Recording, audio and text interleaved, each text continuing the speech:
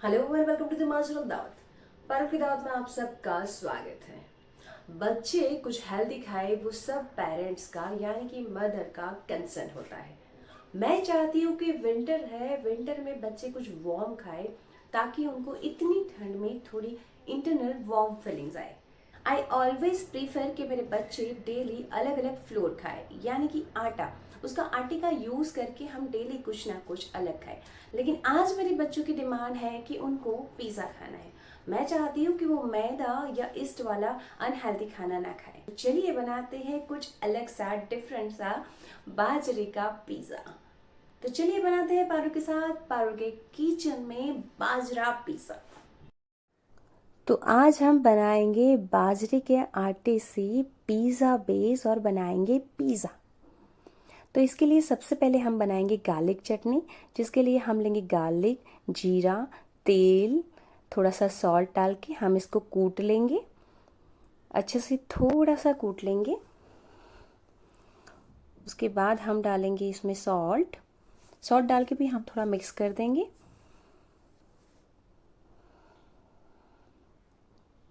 अच्छे से मिक्स हो जाए तब हम डालेंगे इसमें रेड चिली पाउडर, जो मैं अभी 2 चम्मच या 3 चम्मच ले रही हूँ। आप भी 2 या 3 चम्मच ले सकते हो। और इसको अच्छे से कूट लेंगे फिर से। फिर एक पैन में ऑयल लेंगे, थोड़ा ज़्यादा ऑयल लेना है। कूटा हुआ सारा बैटर हमें डाल देना है, चटनी का मिक्सर हमें ऑयल में डाल देना है। इसको अच्छे से हिला लेना है। गैस की फ्लेम मैंने बंद कर दी है, अदरवाइज़ ये जल जाएगा। अब हम इसको मिक्स कर देंगे और फिर जैसे ही ये सब मिक्स हो जाएगा हम इसको नीचे उतार लेंगे। ये ऑलमोस्ट मिक्स हो गया है। अब हम लेंगे फिर से गैस पे एक कढ़ाई, जिसमें डालेंगे हम 1 गिलास जितना पानी। थोड़ा ल्यूकवार्म होता है, मतलब बबल आते हैं, हम सॉल्ट डालेंगे। फिर डालेंगे बाजरे का आटा, जिसको मैं 3 चम्मच, बड़े चम्मच, टीस्पून भर के डाल रही हूँ। इसको अच्छे से मिक्स करेंगे। गैस का फ्लेम बंद कर देंगे और अच्छे से इसको हिला लेंगे। एकदम प्रॉपर तरीके से मिक्स नहीं करना है। और इसको हम ढक कर रख देंगे 5 मिनट के लिए। उसके बाद हमें हाथ में हम पकड़ सके ऐसा हो जाए, उसके बाद हम इसमें थोड़ा थोड़ा करके पानी डालेंगे। ज़्यादा नहीं डालना है, 1 से 2 छींटे ही डालने हैं। और इसको हम अच्छे से मिक्स कर लेंगे। एक डो जैसा रेडी कर देना है, जिस तरह से हम रोटला मिक्स करते हैं उसी तरह से हमें मिक्स करना है। एक समझ लो कि एक डो ही प्रिपेयर करना है, ना सॉफ्ट सा ना हार्ड सा। थोड़ा थोड़ा पानी करके डालेंगे तो बहुत अच्छे से होगा ये। और ये एकदम स्मूथ सा रहता है बाजरे का आटा। तो इसको मिक्स करने में ज़्यादा दिक्कत भी नहीं आती, गेहूं के आटे के जैसे ज़्यादा चिपक नहीं जाता। जिसमें मैं डाल रही हूँ गार्लिक की ग्रीन स्प्रिंग गार्लिक है, कोरिएंडर है, अदरक है, थोड़ा सा जीरा, लेमन और सॉल्ट डाला हुआ चटनी, जिसको डाल के मैंने अच्छे से फिर से उसको मिक्स कर दिया और ढक के 5-10 मिनट के लिए रेस्ट दे दिया। फिर मैंने एक पेस्ट्री बोर्ड लिया, उसके ऊपर मैंने एक प्लास्टिक बिछा दिया और फिर थोड़ा सा रोटी के जैसे लो लिया उसका बाजरे का, और उसमें कोरा आटा बाजरे का छिड़क के मैं इसको बेलूंगी। अब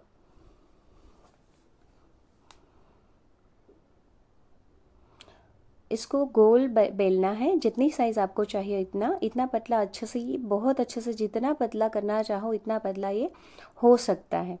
मुझे इस तरह से बनाए और रोटला भी बहुत पसंद है। आप चाहे तो इस टाइम पे मतलब ये डो में ईस्ट भी डाल सकते हो और प्रॉपर तरीके से पिज़्ज़ा बेस बना सकते हो। लेकिन मुझे क्रिस्पी सा थिन क्रस्ट चाहिए था, तो ये ऐसा ही लगता है। मैंने 2 बेल दिए हैं, सेम उसी साइज़ की 2 बेले। और अब मैं जो हमने गार्लिक चटनी बनाई थी उसको मैंने ड्राई रखा है। आप देख सकते हो उसकी कंसिस्टेंसी कैसी है, एकदम से ड्राई है। इसको मैं ऊपर स्प्रिंकल कर रही हूँ, जितनी चाहे आप इतनी स्प्रिंकल कर सकते हो।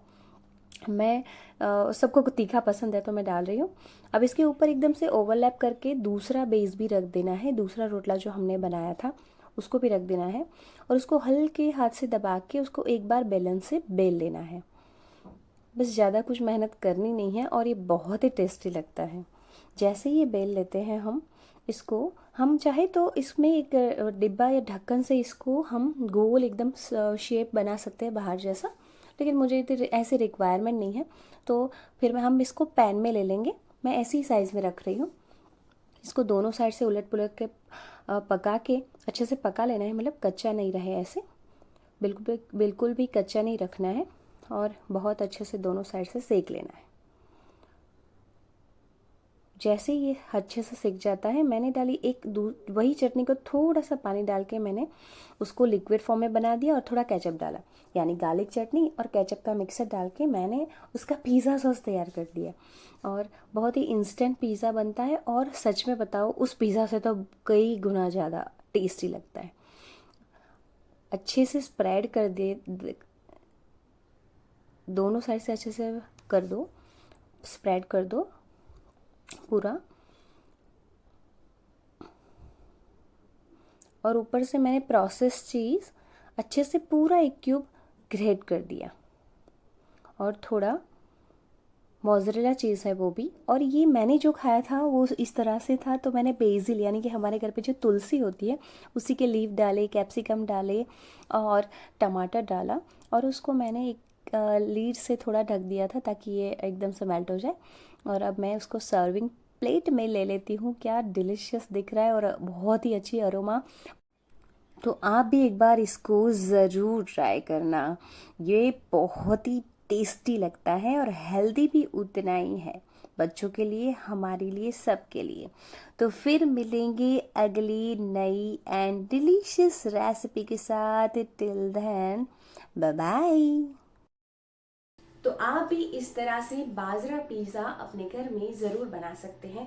आप चाहें तो इस फ्लोर में ईस्ट डाल के जो मैदे का हम बेस बनाते हैं, सेम प्रोसेस इसमें भी कर सकते हो। ये बहुत ही हेल्दी और यम्मी लगता है, एक बार ज़रूर ट्राई करना। मेरे बच्चों को तो ये बाहर के पिज़्ज़ा से ज़्यादा अच्छा लगा। खाने के बाद पता चला कि मम्मा ये क्रिस्पी बेस कुछ अलग है लेकिन ये बहुत अच्छा है। तो फिर मिलेंगे अगली नई डिलीशियस रेसिपी के साथ। Till then bye bye.